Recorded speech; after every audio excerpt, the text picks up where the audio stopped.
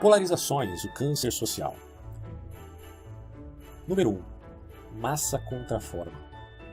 O mal da polarização social é que ela se dá pela politização da vida em praticamente todas as instâncias do indivíduo em suas relações sociais. Com uma visão politizada neste nível, tudo se torna justificativo para se vitimizar ou para culpar os outros. Ambos os sentimentos, culpa e vitimização, são altamente depreciativos e insuportavelmente maniqueístas. Isto, porém, não implica que não haja vítimas reais no mundo, assim como culpas reais que exigem de nós arrependimentos. O problema é que o caldeirão demagogo de uma sociedade dominada pelo sentimento da chantagem emocional, a saber, a exploração e manipulação psicológica da culpa alheia, acaba distorcendo o discernimento das pessoas e principalmente o senso de proporção do juízo, onde pisar na grama se configura um crime pior do que linchar uma pessoa publicamente. Estes são sinais de sedificação e de grupos antissociais que conseguem manipular a opinião pública. Todos nós temos a faculdade de discernir e julgar determinado evento, em vista de tomar uma posição a respeito dele. Mas logo de início, percebemos, até de uma maneira intuitiva, que juízos temerários são contrários àquilo que julgamos como uma postura correta. Deveras, na prática, essa sensatez, infelizmente, pode se perder quando a capacidade de distinguir as coisas se torna inebriante pelo fermento moralista das ideologias. E o moralismo é um grande sinal de ideólogos militantes, uma vez que, mesmo contra a moral, eles apelam à sua própria moral. Ninguém quer ser julgado de modo injusto, ainda mais quando isso envolve um linchamento virtual.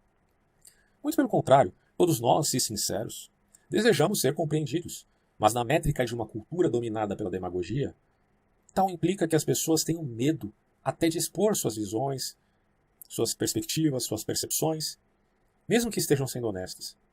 E convenhamos, quando morre a franqueza, nasce a hipocrisia.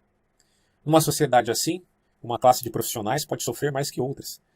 Por exemplo, os humoristas, que precisam medir suas palavras para evitar serem alvos de melindres exagerados. Não que devamos achar que toda piada é aceitável, sem reconhecer que índole também tem um fator idiosincrático e, portanto, ao admitir que eu desejo o direito de zombar de algum grupo político, celebridade, etc., eu não devo achar que o outro não tenha o direito de se ofender também. Mas isso é ambíguo. Em ambos os casos, cabe aqui novamente senso de proporção. O ofendido pode estar exagerando, ou não. E assim também o piadista. Isto pode se tornar perceptível pelo conceito grego de rubris, a insistência em se arrogar pretensiosamente contra outrem, no caso das tragédias gregas, contra deuses e legislações orgânicas. Mas aqui, devemos simplesmente avaliar caso a caso. Se um humorista famoso simplesmente insiste em zombar de pessoa física mais do que de pessoa jurídica, certamente ele pode ser processado e incorrer aí em difamação. Mas se por conta de uma piada contra determinada classe, esse humorista acaba sendo enquadrado, como a gente vê geralmente acontecendo com o Danilo Gentili, por exemplo, aí é evidente que a coisa está pesando mais para a censura do que da liberdade do humorista. E neste caso, acredito que devemos ficar do lado dele.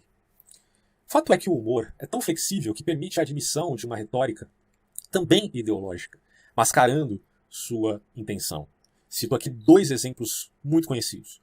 O primeiro é o mais famoso, do grupo Porta dos Fundos, que tem uma tendência mais pós-moderna e que geralmente critica posturas conservadoras como a religiosa e a moralista, e que por conta disso faz quadros sempre na mesma sintonia. Ao passo que o outro grupo que gostaria de citar aqui não é tão famoso assim, mas é entre seus pares, o chamado grupo Hipócritas, que parece que faz quadros de humor encomendados pelo governo Bolsonaro. Mas fato é que o exercício da censura é exatamente este: vasculhar e investigar intenções alheias. E se isso virar uma obsessão, como podemos diferenciar tal de um puro discernimento adequado? Em outros termos, se não estamos a par do contexto da vida de fulano e ciclano, como podemos julgar que ele tem esta ou aquela intenção? Bem, na verdade, se não podemos saber com clareza a intenção da pessoa A, B ou C, isto não se dá com tamanha dificuldade referente ao grupo A, B ou C. As relações intersubjetivas deixam transparecer mais facilmente a intenção de certos grupos, muito mais do que a de um indivíduo em sua subjetividade e idiosincrasia. Essa diferença é, portanto, fundamental para, enfim, lidarmos com o debate público, que realmente é plural e competitivo, sem cairmos na métrica perversa de julgar temerariamente pessoas que sequer conhecemos. Eu evidentemente não julgo a Juliana, mas se a Juliana faz parte de um grupo feminista, Juliana aqui é um exemplo, né? Não estou citando ninguém que eu conheça, se Juliana faz parte de um grupo de feministas radicais que levantam a bandeira do aborto indiscriminadamente, não haverá dificuldade alguma em rastrear as intenções do grupo o qual ela faça parte, que por certo se deflagra por uma literatura militante a priori. Acontece que a cultura do cancelamento, e coloque cultura entre aspas, surge em vista de defender minorias, mas ela não persegue meramente grupos e não critica meramente partidos. Na verdade, muito mais do que isso, ela policia indivíduos, pessoas que sequer façam parte de qualquer ação social ou ideológica. E estes mesmos que promovem a censura em vista de defender sua causa minoritária se esquecem que indivíduos são, enfim, a menor das minorias. E este é o fenômeno que nós presenciamos no Big Brother Brasil da Rede Globo, na versão 2021. E todos sabem disso. Número 2. A distopia dialética de Hegel. Após uma batalha de cosmogonias, onde visões antissociais promovem todo tipo de tensão social que a todo custo querem a promoção de rupturas. Essa batalha gera uma perversão que podemos denominar como ressentimento social, que se retroalimentam pelo seu oposto. O verdadeiro motor da rebelião das massas, fazendo as vezes aqui de Ortega y Gasset, seria de fato o ressentimento. E como Cristo dizia, um pouco de fermento leveda toda a massa. Citemos alguns exemplos aqui. Feministas estão ressentidas com a sociedade e a cultura ocidental dita patriarcal. Por conta disso, alguns homens se ressentem das mulheres e metonimicamente julgam o todo pela parte, ou seja, por causa de um pequeno grupo de viés feminista crescente. Já os homossexuais comumente se ressentem da religião e fazem reducionismos de si mesmos, como se fossem apenas objetos que vivem para a sexualidade, desconsiderando que tal, ou seja, a sexualidade, é apenas uma parte da vida, e não todo. Religiosos, por sua vez, acabam se ressentindo por causa da sociedade, por ver nela a negação de seus princípios. E neste caso, as alas mais puritanas reduzem a vida apenas aos ritos religiosos, ignorando sua natureza relacional, que é evidentemente legítima. Enquanto isso, os negros estão ressentidos por uma suposta cultura estruturada no preconceito racial. Há de se notar, evidentemente, o histórico de cada nação e suas origens para saber se isto é fato ou um sentimento exagerado de vitimismo. Nos Estados Unidos, sabemos que existem dados históricos inegáveis de segregação racial, inclusive de líderes que lutaram pela igualdade, claro, igualdade no sentido de isonomia, como foram Martin Luther King e Malcolm X, cada um ao seu modo. Eu costumo sempre dizer aqui que eu estou mais do lado do King do que do Malcolm X, mas enfim. No Brasil, porém, as coisas não são assim tão deflagradas e precisam ser avaliadas à luz de sua própria história. O movimento negro nos Estados Unidos se tornou radicalizado, vide Panteras Negras, justamente por outros também radicais, mas de um lado inverso. Cito aqui a Ku Klux Klan, que perseguia pessoas negras em vista de vê-las como inferiores, com justificativa inclusive religiosa. E se pensarmos bem, dentro da esfera de grupos radicais, um sempre fermenta o outro, gerando uma guerra de narrativas que distorce a realidade das relações humanas e que, enfim, trazem violência que muitas vezes culmina em violência física. No horizonte da história, das ideias, a praxis marxista acaba abrindo as portas para as ideologias antissociais. Esta praxis incute na mente de seus agentes que a realidade é mutável e o homem é, enfim, o personagem principal desta mudança. Mas por ser mutável, a praxis também atenta contra si de modo dialético, fazendo com que a tensão constante implique em transformação constante. Acontece que, se transformações sempre ocorrem, e ninguém nega isto, tal não implica em que elas sejam realizadas em detrimento das estruturas que possibilitam a própria existência. De outro modo, podemos dizer que as alterações comumente ocorrem e há uma interação recíproca entre as coisas velhas e as coisas novas, mas isso não implica na atitude revolucionária de destruir o velho em nome do novo, ou de manter reacionariamente o antigo em detrimento do novo. Fato é que no mundo dual, onde há conhecimento do bem e do mal, haverá também o verso e o inverso.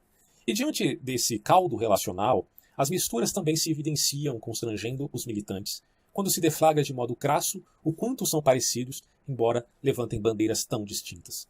No fundo, ao que consta, Aparece na zona cinzenta a marca ou contorno da natureza humana, pois, enfim, todos são seres humanos falhos, carentes, ansiosos, desejosos de um mundo melhor, mas calcados em seus próprios equívocos, quando desconsideram a metapolítica que os dominam. E para quem não sabe, metapolítica é a prática de uma revolução em sentido ideológico, intelectual e cultural. Número 3. Polarizações contra o empoderamento da alma. Por fim, devo dizer que a prática do identitarismo ou política identitária reduz o homem a uma coisa, pois toda redução é redução a coisas, uma fuga enlouquecida do reino da razão das formas para o reino inanimado da matéria. Nas palavras de Foucault, respondendo aos místicos da antiguidade, não é a alma aprisionada pelo corpo, mas o corpo aprisionado pela alma. De novo, vemos aqui uma clara inversão. Nesta objetificação, o ser humano passa a ver a vida não como ela é, cheia de desafios, extremamente complexa, às vezes triste, às vezes alegre, mas ainda assim profunda, variável e com multiplicidade estética. Pelo contrário, no reducionismo tudo passa a ser política, e a política passa a ser militância. É neste momento que pessoas são possuídas por legiões de ideias e deixam de ser elas mesmas. A verdadeira identidade não é e jamais será aquela que se deixa dominar por ideias empacotadas, mas sim o seu ser único no universo, em síntese constante com o aprendizado intrincado do bem, do verdadeiro e do belo. Esta é a verdadeira identidade do sujeito. Pelo contrário, o efeito das ideologias, quando já estão em estados obsessivos, ao invés de tornar as pessoas mais sóbrias, as torna cada vez mais dispersas. É como uma droga que de início parece aumentar seus sentidos, mas que no fundo não passa de artificialidade inebriante. Daí o dito que deveria virar ditado: dissonância cognitiva nunca será uma real conversão de vida, assim como consciência de classe, sendo mero recorte, só promove a guerra e nunca a paz, uma falência da dialética socrática. Talvez seja por isso que eles elejam Protágoras como a medida da medida de todas as coisas, sobre todos os homens, que por sua vez supõe-se são a medida de si mesmos. E a pergunta que fica é esta: se você é um ser único neste mundo, em todas as eras que vieram e ainda virão, por que vende a sua alma de modo tão barato? Quando, enfim, as pessoas vão se apoderar de sua própria alma?